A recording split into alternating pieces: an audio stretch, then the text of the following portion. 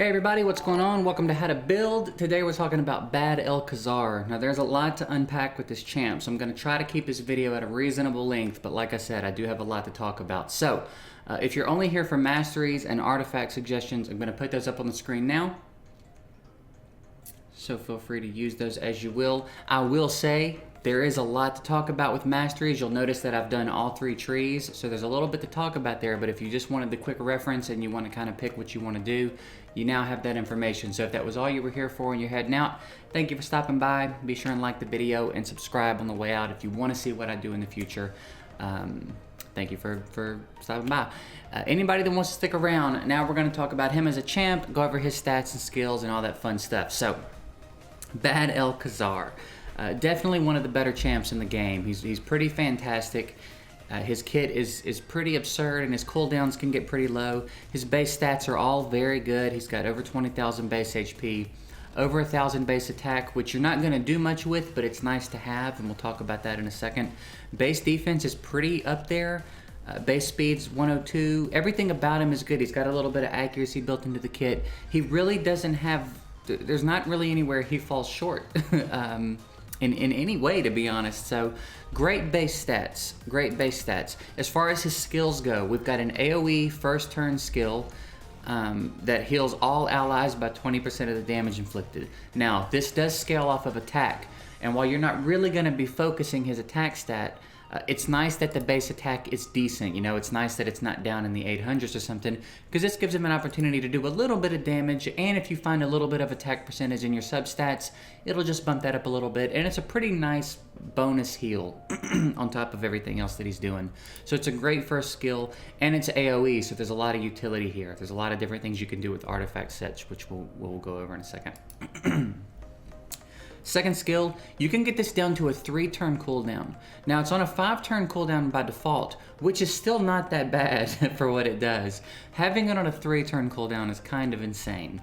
It's a full team full cleanse. He removes all debuffs from the entire team. He places 2 15% continuous heal buffs on all allies for 2 turns, and 2 5% poison debuffs on all enemies for 2 turns. So there's a lot going on with this skill. It is very useful, and on a 3-turn cooldown, it really is bonkers. It really is a good skill. On top of everything else, he's got a passive. All allies inflict 15% more damage against targets under poison. Now, I've seen a little bit of confusion in people talking about his skill. A lot of people seem to be under the impression that only he does more damage to targets under poison. That is not the case. Everyone on the team does more damage to targets under poison. So if he's paired with a Cold Heart, or if he's paired with anybody that's doing heavy damage in any situation, they're going to get bonus damage from this passive. It affects the whole team. So, pretty handy. And then, to boot, a 25% crit rate buff for all allies in all battles. So that really opens up a lot of room if you're going to be pairing someone with him in the crit rate space. Crit rate and crit damage can be kind of hard to stack together, so having a 25% gap, especially on champs like Cold Heart, where you really only need 70 crit rate anyway, this really opens up a lot of space for you to pile on the crit damage and do a lot more damage. So just like I said, there's really nowhere he falls short. His base stats are incredible. His kit is incredible. You can do so many things with him. There's nowhere in the game he's not useful. You can put just about any set on him and it be effective. And there's really a lot of fun things you can do with his Masteries. So with his Masteries, now I'll probably be reworking my Masteries at some point.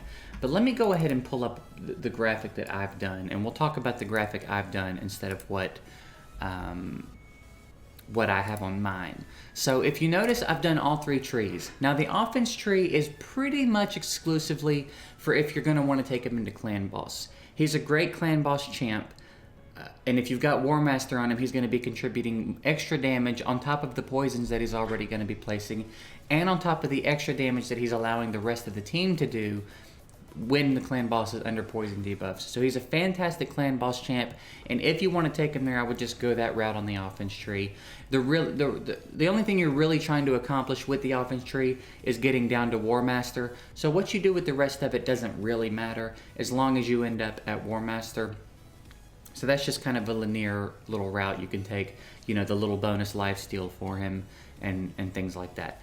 Now, as far as the defense tree, there are also a lot of really fun things that you can do with the defense tree. I have taken a kind of a specific route in that, because my suggestion is that you're going to be doing the support tree no matter what. So the way that I've set this up is you're kind of pairing the offense tree with a support tree or the defense tree with a support tree, depending on what you want to do with them. The defense tree is kind of for arena, and the reason that I went with the right side is because you get that passive that makes him take 8% less damage when he takes a critical hit. You have to assume that most of the time you're going to be taking a critical hit in arena, generally, especially in the higher levels. Everybody's critting all the time, so that damage reduction would be nice. And then the other massive that I put on him there is reduce damage from a specific enemy, and then under that we have 50% chance of increasing the turn meter by 15% when an ally is attacked with a critical hit. Now, because his kit is so helpful and he's such a good support, the more turns we can get him, the better. So any opportunity we get to increase his turn meter, help him turn cycle, we want him getting turns as often as possible because we want him having the opportunity to cleanse as much as possible, place the continuous heals, and place the poisons. The more times he can cycle through this, the safer your team is going to be. And in the meantime, in the turns between the second skill, he is hitting AoE and healing a little bit. So like I said, even though he's not doing a ton of damage, it is AoE and it can add up really quick. And in somewhere like spiders, 20% of the damage AoE, even though he's not hitting that hard, still going to be a pretty good heal for the team. So really, really great little kit. Now, as far as the support tree goes, it's a little bit different than what I've suggested. Like I said, I do plan to go in and rework his Masteries sometime soon. Now, what I have suggested in the graphic is actually more along the lines of what I think you should do. I think that his base HP is high enough that you don't have to start out with it. I think the accuracy would be a little more important. His HP is easy enough to scale. But you could start out with the HP if you wanted to. Then drop down and give him, what's it called? Charged Focus, just a little bit extra accuracy when nothing's on cooldown. And then Exalt in Death isn't really for him, honestly, but we're doing that so that we can get down to rapid response. 30% chance of increasing turn meter when a buff cast by this champion expires or is removed. And then paired with same thing but for debuffs. So now buffs and debuffs, when they go away, whether they're cleansed or whether they expire, there's potential of him getting more turn meter based on that, and he's placing a lot of buffs and debuffs, so there's a really good opportunity for him to do a lot of turn cycling here. Next level, we want Cycle of Magic. That's just a little bit more of a chance for him to get his second skill a little more often. And then Lore of Steel, you really only have to use if you're using basic sets on him. It'll be a nice little bump. Did I say sex? Basic sets on him. If not, you can go Evil Eye. The turn meter knockback will be kind of nice. You know, it's only 5% for AoE skills, but it could be enough to help you edge in. So you don't have to go with Lore of Steel unless you just are using those sets. But really what's important on the next row on tier 5 is kind of the same thing with buffs and debuffs.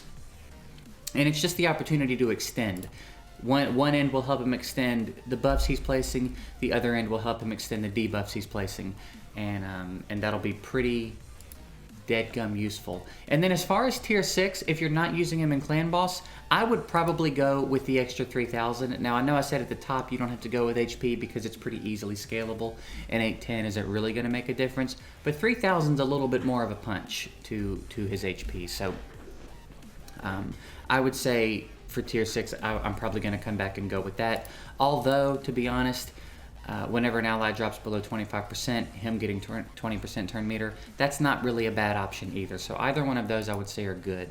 So there's a lot of really interesting things you can do with his passives. I could probably do a whole 20-minute video talking about every possible route you could go that would be useful for his... I'm sorry, I said passives, I meant Masteries.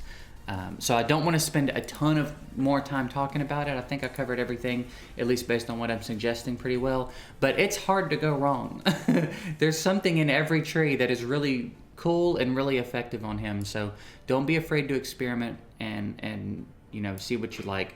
Especially if you're going to be using him in dungeons and arena and stuff.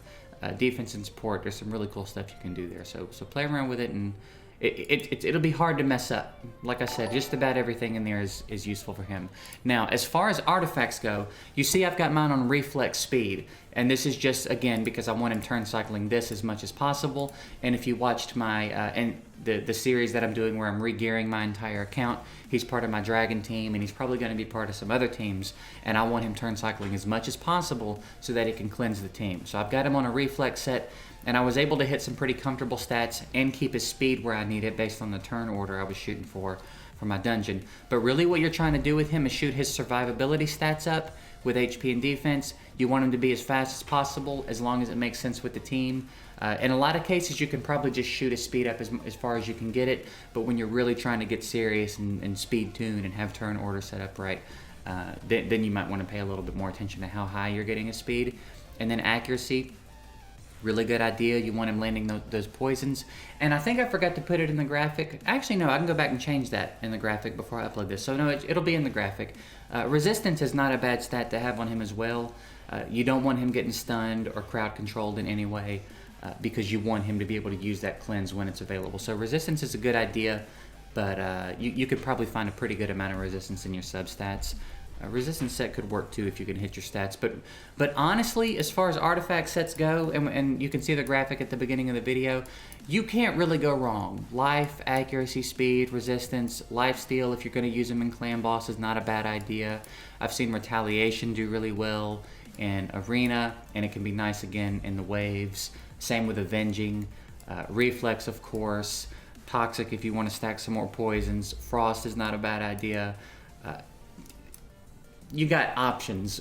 There's a ton of options with this dude. You can pretty much do whatever you want to do with him as long as you're shooting up his speed, accuracy, and survivability stats. And he's gonna shine for you.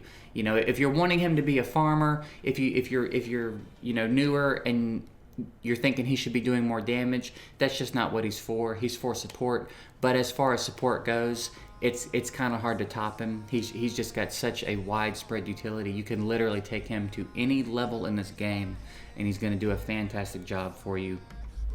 And with his high base stats, he's not even that hard to build. It's not really hard to scale his stats up and get to crazy numbers. I mean, I've got him at plus 42,000 HP, which is not mind-blowing or anything. But considering the fact that I was just really trying to focus on keeping his speed in a certain place and make sure I had him on a reflex set, I was pretty easily able to scale his HP up there. His stats just scale really well. He's got really high base stats. Excellent champ. He's going to make things a lot easier for you. He's probably a great partner for a 3-starring campaign if you were lucky enough to pull him early on in the game. Pair him up with whoever's been clearing your campaign for you. He's probably a good candidate for that. Like I said, you can't go wrong with him. Put whatever you want to put on him. Do his masteries however you want to do him. Take him wherever you want to take him in the game. He's a fantastic champ. So congrats to you if you've got him. Beyond that, like I said, I don't want these videos to get super long, so I hope that I covered everything moderately well anyway. He can be kind of a deep champ, I guess, in all the things that you can do with his masteries, but like I said, I don't want this video to turn into a 30-minute video with me talking about his masteries. So hopefully I covered everything moderately well, and at least sent you in the right direction with him. You know, as you play, you'll figure out more things you can do and more fun stuff he can be capable of. But that's pretty much it. So thank you guys for watching. I do hope it was helpful. If you have any comments about Bad-el-Kazar, maybe something I didn't touch on, or any information that you want to throw in the comments that you think might be helpful, more information is always better, so please do that. Again, have any questions, drop them below. I'll do my best to get back to you on them. Other than that, I hope it helped. Thank you for watching, and I'll see you guys in the next one.